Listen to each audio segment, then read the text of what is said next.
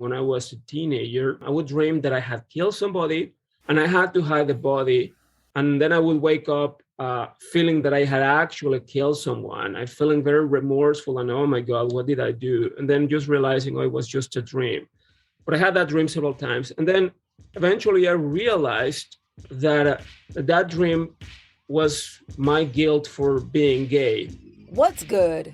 I'm Nikisha Elise Williams, and this is Black and Published, bringing you the journeys of writers, poets, playwrights, and storytellers of all kinds. Today's guest is Carlos Allende, author of the novel Coffee Shopping Murder Love, which won the Quill Prose Award.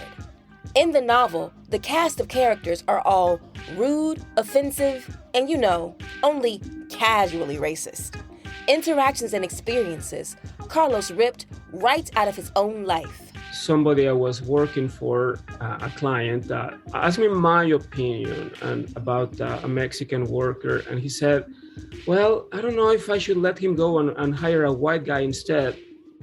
And I was like, hey, that's a little bit racist. And he said, oh, I didn't mean it in a racist way. What I meant was smart, but I said white.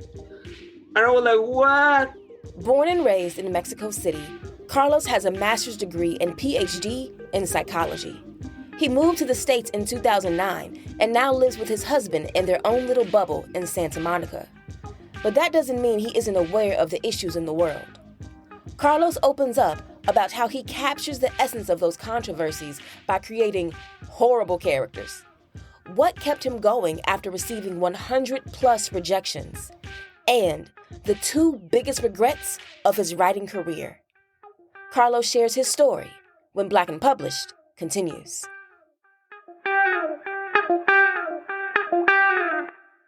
All right, so my first question is, when did you know that you were a writer? All right. I guess I always knew in a way. And I was just remembering about a little episode from my childhood. I had this friend that I used to play dominoes with. We were like 10 or 11. And then we would use the domino pieces as if they were Lego pieces to build houses. But we would play domino first to know he had a huge set. And the one who won got most of the pieces. And he won that time, and he started building his house, and he was calling it a mansion, and he was pretending that it was the Jackson's 5 mansion and super rich and stuff. And I think I had only like 3 pieces. But then I started making a story with my little pieces, and my family was very poor and very destitute, and they didn't have anything. And it was a funny story. And I don't know, after a few minutes, he would stop playing and just listen. He would just listen to my story. And I kept going and going and going for, I don't know, maybe 20 minutes pretending this. And that's when I realized that I could charm people and enchant them and keep them engaged. So knowing this at 10 or 12, playing dominoes, how does that carry you through your life? Like, did you always just then want to tell stories and try to make a career of it? Yes, but I guess I was too afraid of it because I knew that writers don't always, hardly ever make any money. And so I didn't study literature or Spanish because I grew up in Mexico.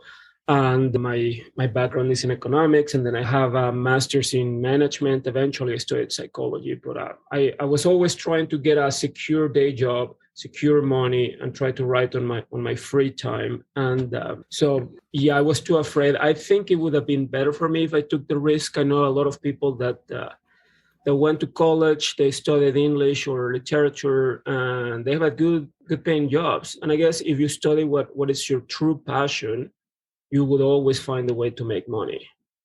And I didn't study what was my true passion. I'm trying to get away from finance still. But you still found a way to write, because your first novel in Spanish, Cuadrillas and Contranzas, was self-published, correct? Yes. And it was a mistake, and I didn't know much about the publishing industry. What I did is I finished it, I didn't even try to edit it. I didn't know that you had to edit. And I submitted it to some publishers. And of course, it was rejected. And I was very disappointed, but I just tried like 3 or 4. And after that few rejections, I was like, oh, okay, didn't get anywhere. And I kept editing a little bit. And much later, years later, I found a place that was called a hybrid place that they would help me edit the novel and publish it, but I would be responsible for distribution. So I worked with them for about 3 or 4 months. We edited it together, and I had edited it before and changed a lot of stuff by myself. And eventually, we got to a good place, and I had already signed a contract. And then I was looking for ways to distribute it. And I contacted Planeta, which is the biggest publisher in Spanish, and they told me they wanted the novel, and that they would send me a contract. But then I told them that I was going to self-publish it, and then the financial crisis started, and I never got the contract, and it just fell away. And then I moved to the States, so I didn't sell many copies. I sold copies to friends and family, and here and there. And I must have sold like 500 maybe, like hustling. Then I realized that self-publishing, back then at least, or without knowing much about the publishing industry, was a big mistake. And I should have kept trying and trying and trying and pushing. And that's what I did with my second and my third novels. So then let's talk about your second and then obviously your third novel, because that's what we're going to focus on for today's interview.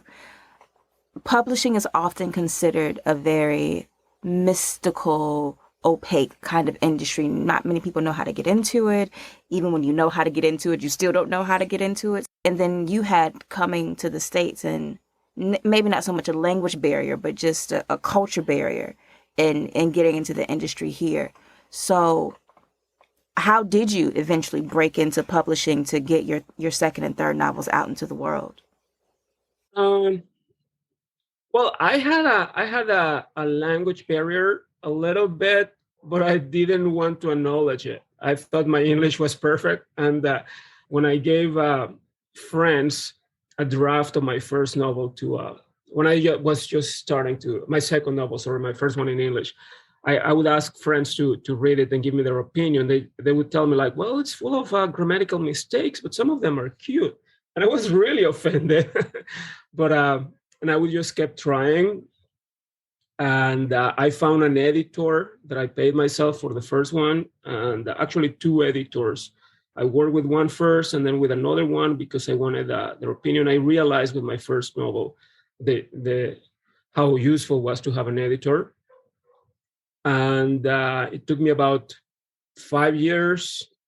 And then I just kept trying and trying and trying and trying and getting rejection after rejection after rejection. And of course, it makes you depressed and angry and disappointed, but you just have to keep trying. And one thing that I started doing is change your letter, change your work. If they reject your first few pages, well, maybe those first few pages are not the best. Keep working on your novel. Every rejection, maybe you got the bad reader, maybe your work wasn't perfect, so just keep improving it. It took me, I don't remember how long to get, but probably a year, until eventually I found Rare Bird Books, and I got out the first novel in English. My first novel was a historical melodrama. I did a lot of research. I read a lot of books. I really, really did my research, and I was very careful with the language. I worked a lot. And with the second one, I did also a lot of research. It's Love or the Witches of Windward Circle is set throughout the first half of the 20th century in Venice, California. So I did research about the Californios, the Hispanic people that lived here before the Anglos came. They lived in poverty, they weren't that famous, and there was a lot of racism back then. I love the 1950s, but we tend to idealize that time, and it was way far from perfect. So I wanted to portray that in my book as well. But then finally, with Coffee Shopping Modern Love, I was tired of doing research. I was tired of working too hard, and I said, I'm just gonna crank it. And I was attending this writing group called Writer's Block in Santa Monica. We met in a church called Church of the Nazarene. I really miss those days. It was wonderful. You would just go there. There was nothing else to do but write. There were a lot of people there. You would write for 2 hours and then talk about what you wrote or talk about whatever. And I wrote my first draft there. It took me maybe a year and a half. And then, of course, I would edit it at home, but most of it I wrote it there. And because I decided to crank it, I would just write the scenes that I would like to see in my book and not worry about that. I call them stitch them together until later. Mm-hmm. And then I realized, okay, the stitching is actually pretty easy. You don't need to tell much about what happens in between. And at the same time, I was doing a master's in media psychology that then became a PhD in media psychology. And we study how media affects behavior. And what I wanted to find out is how to make my writing more compelling, more engaging. So I applied to that. That was the focus of my research, and I applied that into my book. So I designed my book to be as engaging as possible. And again, once I finished it, I started sending it everywhere. I kept getting rejected and rejected and rejected. I collected the rejections. I have 94 rejection emails and a lot more that never answered. And I think this is important to mention. My doctoral dissertation was on the motivational effect of compassion on secure and engagement. So what I proposed is a solution to the sadness paradox, like why do we enjoy sad stories? And I argued that, yes, sad stories make you sad, but they also make you feel compassion. And it's compassion what makes you engage. And when you're reading a story, you cannot help the characters, but you can stay with them throughout their journey and you can find out what they want. So I said, okay, I'm writing about horrible people, and maybe that's why people don't are rejecting my book. So I wrote a prologue, and in the prologue, I made the situation of one of the characters very distressful, and he was in danger and he was about to die. And but at the same time, funny. I added that prologue and I submitted it again to a contest and I won. Mm-hmm. So, and that's how I got with Red Hand Press. So let's talk about the submission to the contest after the prologue, because in the prologue, there is compassion that you evoke from the reader. Like, oh, you kind of feel bad for him. It's still funny, and it's still like, wait, what's happening here? And it's not quite clear. But there are two lines in the prologue, and I know I'm jumping ahead, but where he says something like, self-pity is addictive, and the more you feel sorry for yourself, the better it feels. There's beauty in sadness. And so I was like, it was kind of like a very striking kind of moment, but then also very observational and critical and acute of, how we operate as humans. And so why do you think that prologue led to your submission winning the Quill Prose Award? Well, it led for readers to be engaged and interested and wanting to know more and giving a chance to the book. And I think it is because when you feel compassion for someone, you want to help. You have an altruistic response. And that's something that is not unique to humans.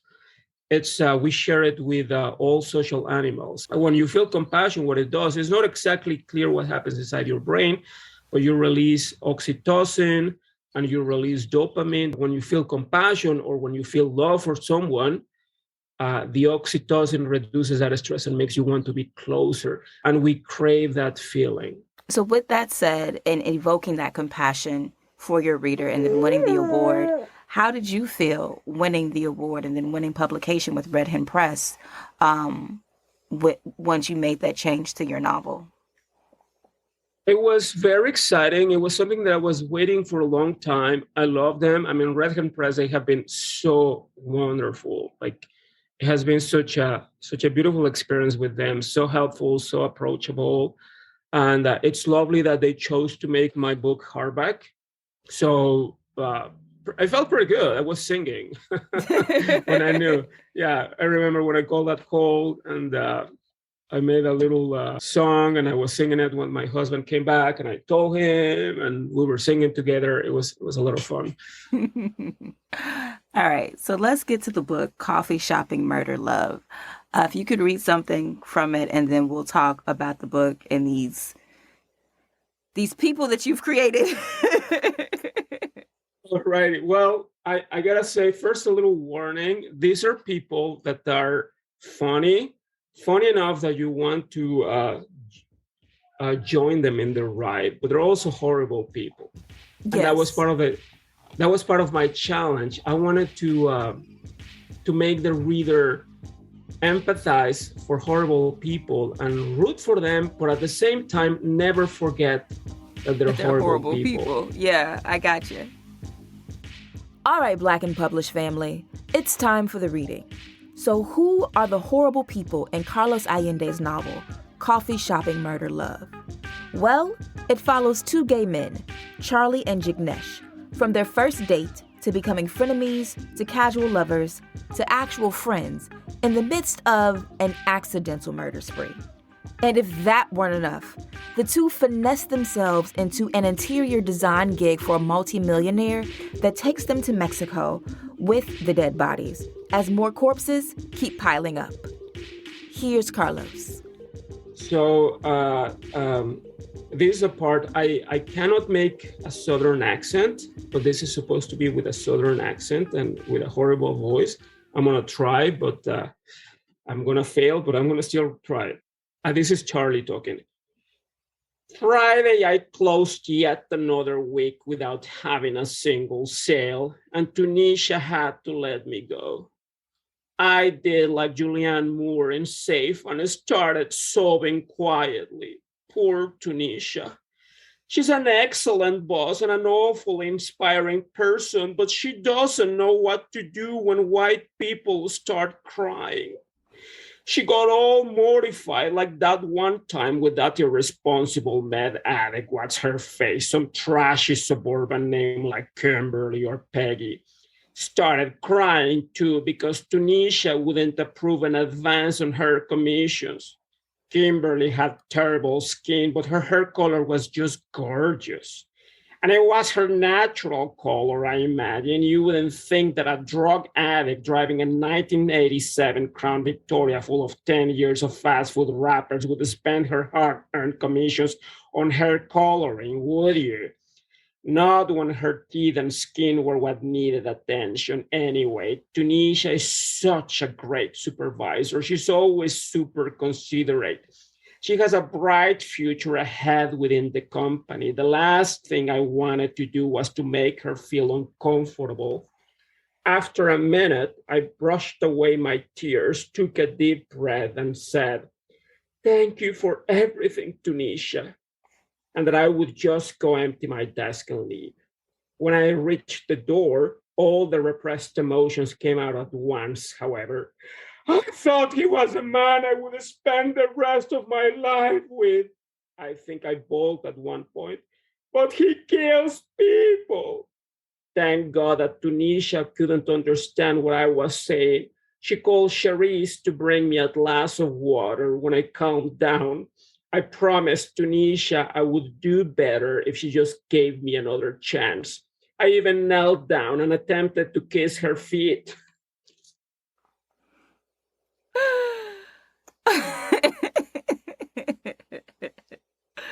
So this book, I didn't know what to expect. A lot of times, authors and writers, we talk about, it's very voicey. It's voicey. It has lots of voice. And sometimes it can be like, what are you talking about?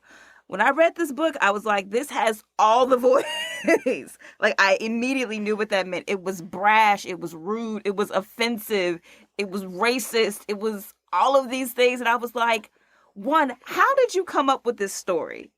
I like tragic characters. Let me begin there.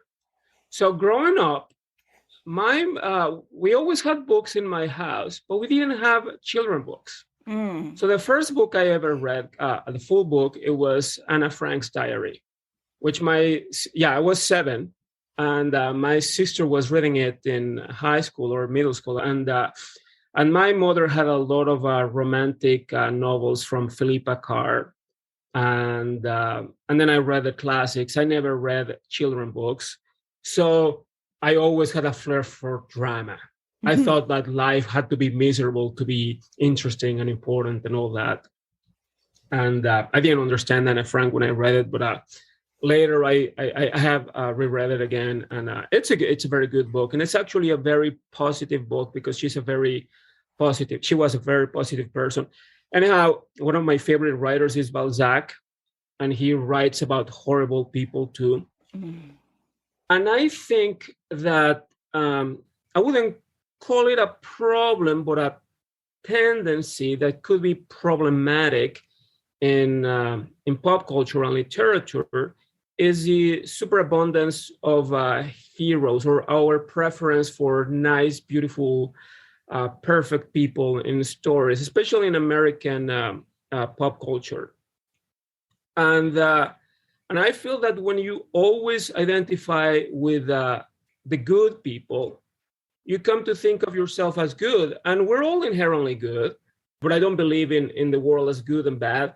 I believe on selfish and not too selfish people, or generous people. I think it's like a spectrum, and I don't think that people are inherently evil, just selfish and conceited perhaps and stuff. And I think that when you always identify with the heroes, with the good characters, you come to think of yourself as a honest person. So when you do something wrong, you think, oh, it's okay, it's for me, I'm a good person. And when you see superhero movies, the superheroes destroy the city and cause a lot of damage and all this, and that makes you think, like, if you're always convinced that you're always a nice person, so you may come to think that the end justifies the means, and you always think that. But if you can see yourself as a bad person sometimes, you can reflect on what you do and what you're doing wrong, and then change your behavior. So that is one of the things that I wanted to achieve with this book. I wanted people to empathize with horrible people, see what they're doing, and realize that it is wrong, and maybe reflect on their own behavior. And now, what inspired this book? I used to have this dream when I was a teenager. It was a recurring dream. I would dream that I had killed somebody. I wouldn't see how I killed that person. I was just with the body, and I had to hide the body because I was in the kitchen and my mom was in the living room watching TV, and I would have to get rid of the body somehow. And then I would wake up feeling that I had actually killed someone. I'm feeling very remorseful and, oh my God, what did I do? And then just realizing, oh, it was just a dream. But I had that dream several times. And then eventually I realized that that dream was my guilt for being gay, that I felt guilty because I was gay and was trying to hide my homosexuality. And the corpse was like a metaphor in my dream for being gay and stuff. And eventually I grew that, and that dream stopped coming. I came out of the closet, blah, blah, blah. I'm happy. I'm married. My mom loves my husband. But it was such an intense, horrible feeling when I would wake up that I wanted to share that. And I wanted to make people feel what it feels to feel ashamed and guilty of what you are. So that's one of the feelings that I wanted to provoke with this book. And there's a body, and people are trying to hide the body and get rid of it. And then I just collected the stuff that I would hear from other people. I was too lazy, and I based most of my characters in people I know, really nice people, most of them. And so I would just steal a little bit of their personality and dress them up with my maliciousness and my malice. And and then just trying to make it funny. At the beginning, I wanted to change my characters. I thought I had to, and then I realized no, like real people don't change, so they gotta remain as they are. Like there's going to be some change, but the change doesn't always have to be on the characters. The change, many times, is on the reader. With the parts of the story that are casually racist, were those your way of commenting on today's climate? Like you have, I think one of my favorite ones was early in the book. Jignesh says, "What God am I supposed to pray to in these situations? Lord Krishna, help me, and I swear never pray again by the name of a Christian God." And I just like, I cackled at that line. I was just like, and there's others like white, tall, straight male. That's enough to guarantee anyone a decent life on this planet. Like these observations that are offensive, that are like the inner thoughts of people, and, you know, casually racist sometimes. Was that your way to comment on everything that's happening in the world from your point of view? Yes, I mean, definitely. And many of these comments I have heard. And one that I heard once that I was like, what? Somebody I was working for, a client, asked me about, asked me my opinion and about a Mexican worker. And he said, well, I don't know if I should let him go and hire a white guy instead. And I was like, hey, that's a little bit racist. And he said, oh, I didn't mean it in a racist way. What I meant, it was smart, but I said white. And I was like, what? So I said, well, this has to go in my book. And I guess sure did. And I haven't been the victim of much racism or almost nothing at all here in the States, but I live in a bubble. I live in Santa Monica. I'm married to a white guy. I inherited many of his friends.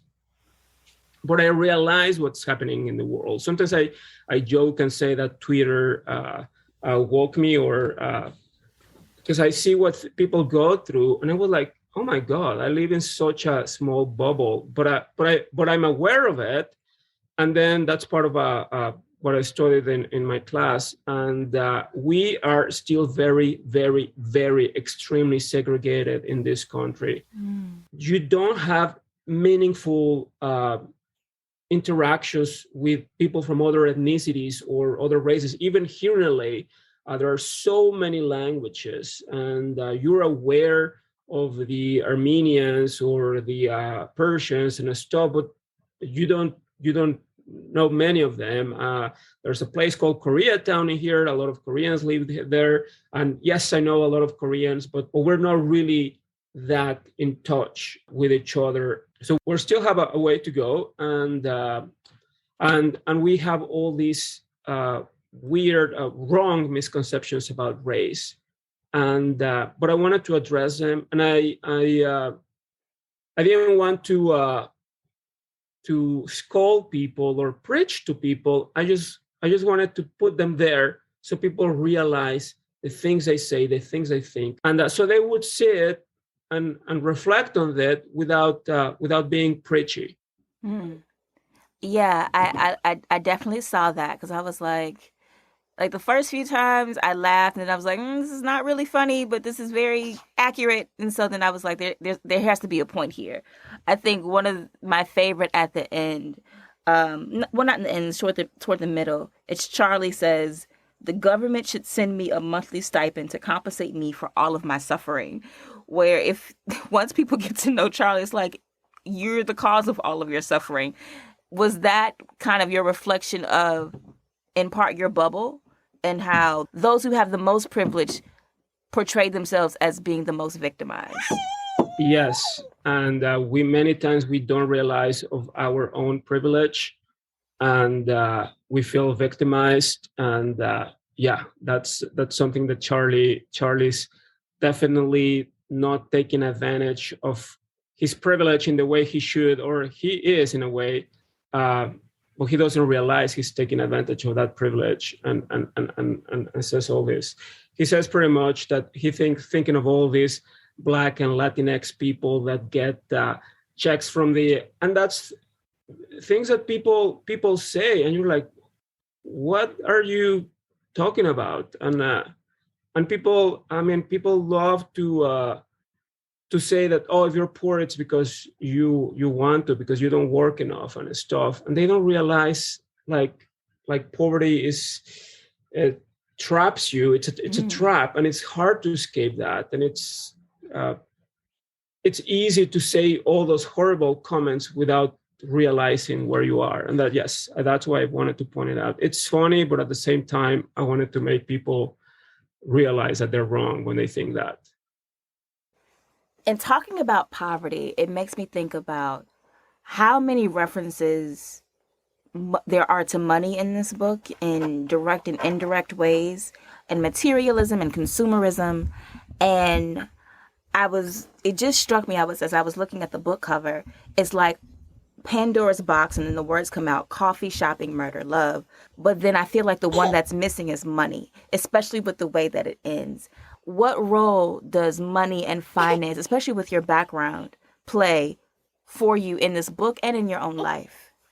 I guess we love to say that money doesn't bring happiness, but in a way it does. It helps a lot. People with wealthy people don't have to worry about a lot of stuff.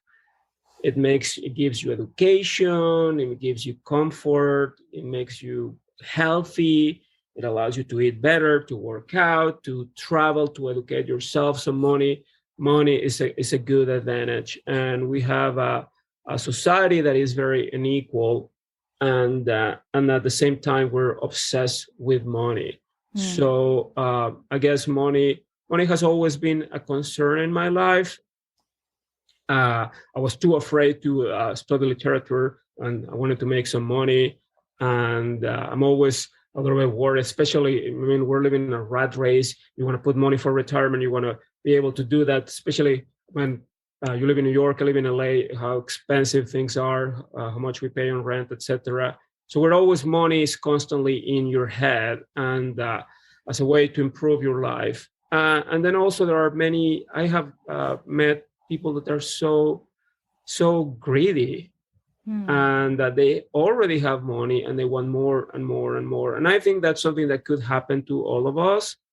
Um, so, but the solution to that is simple. The more compassion you can feel for others, the more you know their story, the more willing you will be to live in a more equal world.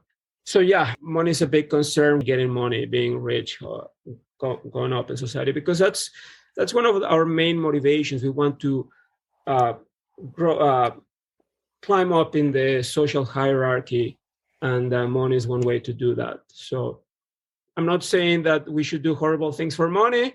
I'm just saying that it plays an important role in our lives. So I wanted to mention it in my book. No problem. Your previous book before this one was a horror type of novel. And then you are from Mexico, where telenovelas are very popular. And Yes. this book, at one point I was like, am I reading horror? Did I get tricked into reading something scary? But then it's also very dramatic and very over the top. Were you trying to combine those two genres in this novel with the drama of the telenovela and kind of the dark undertones of like a horror story?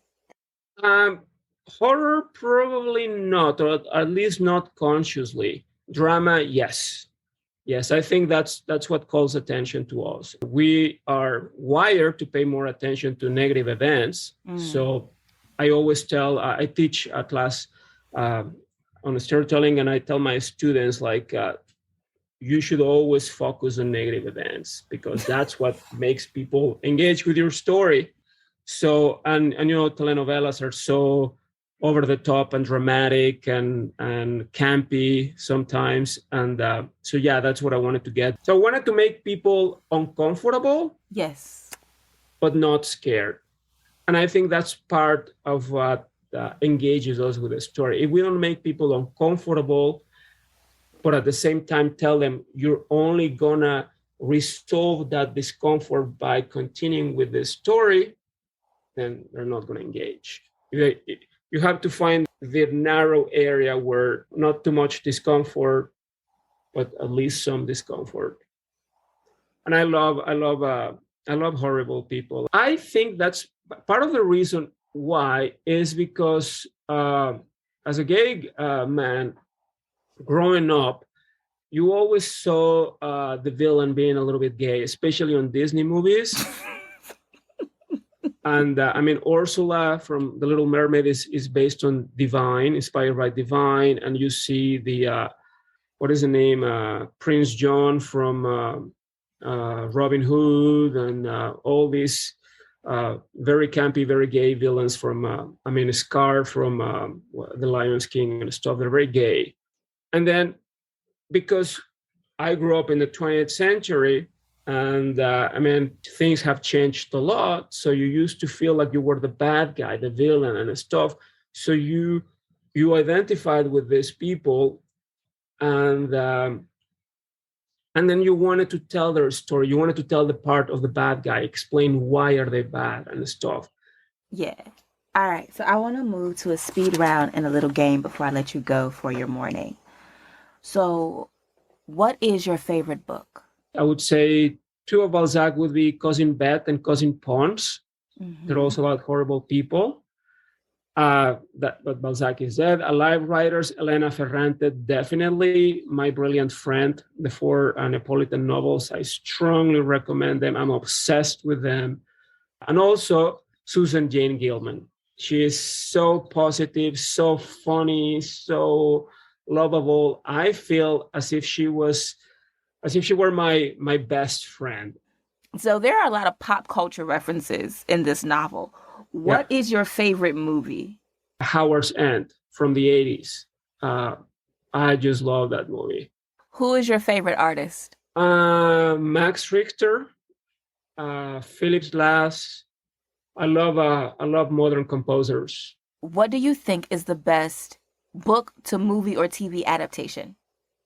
I would say the most faithful and good, My Brilliant Friend. They made a series in HBO. But then movies that were better and improved over the original book, I would say Blade Runner and also Atonement. The book is very good as well, but the movie is just fantastic. Because Blade Runner is based on Do Androids Dream of Electric Sheep, right? Yeah. Yeah, I read that in undergrad. What is the biggest difference between Mexico and the United States? Well, wealth to begin with. And the United States is like 10 or 15 times richer. And I would say, there are many differences. And you could say people here are very friendly, and people in Mexico are very friendly as well. I think one thing that I like about the States is that people here are aware of their problems and try to change them, especially about race sensitivity, gender, all that stuff. And people are try to be politically correct and understand that things need to change and stuff. That is coming down to Mexico, but people are not that aware of their need to be politically correct and stuff, and they're not as woke as people are here. And I like that here. And also, I criticize that in my novel too, aesthetics. People take pride of their cities here, and they keep them. I mean, Mexican people are going to hate me for this, but in America, they keep the buildings nicer, the streets cleaner, and all that stuff, and it's very important. They spend money on that. And okay. Yeah. So then, to redeem yourself, name 3 things you miss about Mexico. The food, and there are a lot of good Mexican restaurants here in Los Angeles, but Mexico City restaurants are just wonderful. And then sometimes the level of connection that I have with people in Mexico City, especially, like we speak the same language. I'm not talking about Spanish. It's like, I don't know. I have a very dear friend from Mexico City. We're about the same age. We grew up with the same TV shows, but we have like a very deep connection. We kind of speak the same language. You can make jokes that that you cannot make with people here. It would be not because I wouldn't understand them, but because it would be too difficult to explain. So that closeness. And what else do I miss? Maybe the beaches. I lived a year in Playa del Carmen, and that was wonderful. The warm ocean, so blue, so beautiful. Okay, so my game is called Rewriting the Classics. What's one book that you wish you would have written? Oh, Jonathan Strange and Mr. Norrell, because it's a wonderful book, so beautiful, so big, so elegant. It's like reading, I don't know, Jane Austen mixed with Dickens and fantasy, and it's a wonderful book. Name one book where you want to change the ending, and how would you do it? I heard your other podcasts, and I heard that question before, and I was like, what book? I'm trying to think. And I guess when I don't like the ending, I tend to forget the book. So I'm not sure which one, because there are probably books that I have read that I didn't like the endings, but I forgot about them. That's a problem with a wrong ending, that if it's bad, you forget about the book. Okay. And so then my final question for Rewriting the Classics, which you know because you've been listening, is name one book that you think is overrated or overtaught, and why? The Pillars of the Earth, and a lot of people will hate me for this. I can't follow it. When I remember, I saw it once as a teenager at the supermarket. I think it was like the bookstore section, and I wanted it so bad, but I didn't have enough money with me, and I couldn't buy it. And then I forgot about it, and then years later, I found it, and I was so excited about reading it. And I read it when I was living in Playa del Carmen. I remember reading it at the beach, and I was just like, "Oh my God, this book is bad." And I read the whole thing, and it was not realistic, and that's what I hated the most about it, because especially it's set in the Middle Ages. There's a character I have trouble with. She's a rich girl who loses her wealth and then ends up in poverty. But she's living in the 12th or 13th century, no education, nothing. And then she becomes rich. She learns to do business out of nowhere. She teaches herself, and then she loses her wealth, and then she chases a man through Europe, a man that rejected her. Like who's gonna do that? Like she goes, she has a baby, and then leaves the baby to chase a man throughout Europe. She goes all the way to Santiago de Compostela, and then to Paris. Like, my God, like that, you're writing a bad telenovela. So that's what ruined it for me, and it's too unrealistic. I like characters. I mean, if I'm going back again to My Brilliant Friend, they go through hell and then they make money, but it's believable. It's within. It's credible. It could happen. You gave the best answer to this messy question I've gotten all season, and I love it. Thank you.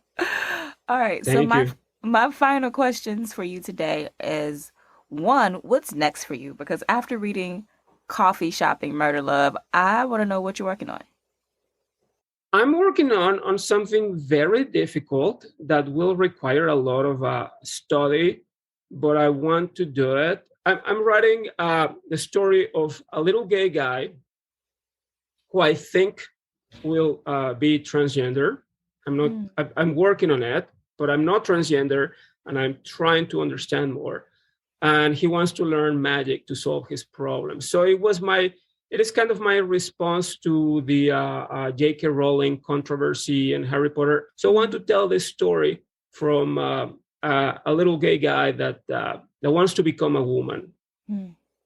And so yeah, that's working and writing and trying to figure out how to make money out of it. That's the most difficult part. Amen. And so my final question for you today is, once you are no longer here and you're among the ancestors, what do you want someone to write about the legacy of words and work and classes that you've left behind? For my work, I would say I would like people to think that my books made them feel something and they made them think something. Like maybe they made them feel uncomfortable. That's all right, but they made them think and reflect a little bit about who they are and what they do and stuff and also how other people feel. There are books that I read a long time ago that I don't remember what the plot was about, but I will never ever forget how they made me feel. So that's what I would like to achieve. Like people, oh yeah, I read your book. I don't remember anything about it except how it made me feel. And yeah, it's still here with me. That would be nice. Thank you, Carlos. Thank you. Big thank you to Carlos Allende for being here today on Black and Published. Make sure you check out Carlos's latest novel, Coffee, Shopping, Murder, Love, out now from Red Hen Press. And if you're not following Carlos, follow him on the socials. He's at damned_poet on Twitter and Instagram. That's our show for the week. If you like this episode and want more Black and Published, head to our Instagram page.